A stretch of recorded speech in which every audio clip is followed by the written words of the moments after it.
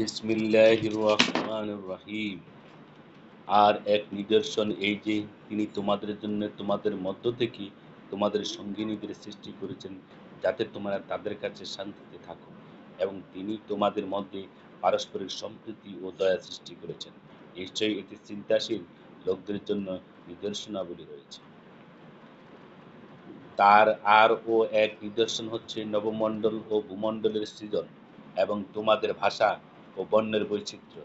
নিশ্চয়ই এটি জ্ঞানীদের জন্য নিদর্শনাবলী রয়েছে। তার আরও নিদর্শন রাতে ও দিনে তোমাদের নিদ্রা ও তা কৃপা অন্বেষণ। নিশ্চয়ই এতে মনোযোগী সম্প্রদায়ের জন্য নিদর্শনাবলী রয়েছে। তার আরও নিদর্শন, তিনি তোমাদেরকে দেখান বিদ্যুৎ ভয় ও ভরসার জন্য এবং আকাশ থেকে পানি বর্ষণ করেন, অতঃপর তদ্বারা ভূমিতে মৃত্যুর পর তাকে পুনরুজ্জীবিত করেন। নিশ্চয়ই এতে বুদ্ধিমান লোকদের জন্য নিদর্শনাবলী রয়েছে। তার অন্যতম নিদর্শন এই যে, তারই আদেশে আকাশ ও পৃথিবী প্রতিষ্ঠিত আছে। অতঃপর যখন তিনি মৃত্তিকা থেকে উঠার জন্য তোমাদের ডাক দেবেন, তখন তোমরা উঠে আসবে। নবমণ্ডল ও ভূমণ্ডলে যা কিছু আছে সব তারই, সবাই তার আজ্ঞাবহ। তিনি প্রথমবার সৃষ্টিকে অস্তিত্ব আনয়ন করেন, অতঃপর তিনি সৃষ্টি করেন। এটা তার জন্য সহজ। আকাশ ও পৃথিবীতে সর্বোচ্চ মর্যাদা তারই, এবং তিনি পরাক্রমশালী প্রজ্ঞাময়। আল্লাহ তোমাদের জন্যে তোমাদের মধ্য থেকে একটি দৃষ্টান্ত বর্ণনা করেছেন। তোমাদের আমি যে রুজি দিয়েছি, তোমাদের অধিকারভুক্ত দাস দাসীরা কি তাতে তোমাদের সমান সমান অংশীদার? তোমরা কি তাদেরকে সেরূপ ভয় করো, যেরূপ নিজেদের লোকদের ভয় করো? এমনিভাবে আমি সমাজদার সম্প্রদায়ের জন্য নিদর্শনাবলীর বিস্তারিত বর্ণনা করি। বরং যারা বেইনসাফ, তারা অজ্ঞানতাবশত তাদের খেয়াল খুশির অনুসরণ করে থাকে। অতএব আল্লাহ যাকে পথভ্রষ্ট করেন, তাকে কে বুঝাবে? তাদের কোনো সাহায্যকারী নেই। তুমি একনিষ্ঠভাবে নিজেকে ধর্মের উপর প্রতিষ্ঠিত রাখো।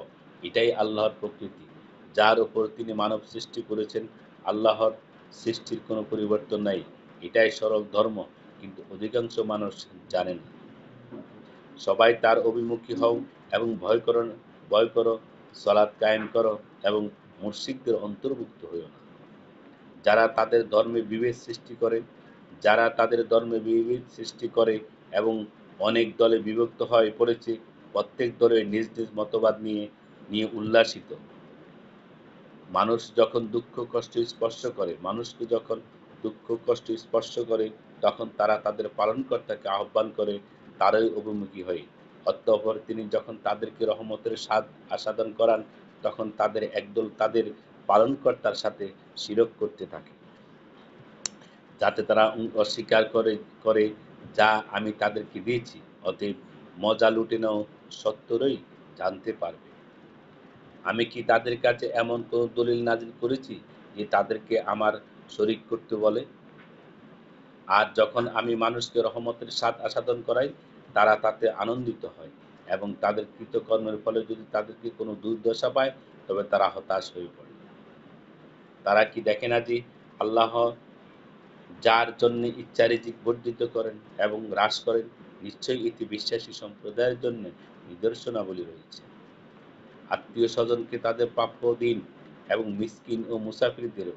এটা তাদের জন্য উত্তম, যারা আল্লাহর সন্তুষ্টি কামনা করে, তারাই সফল কাম।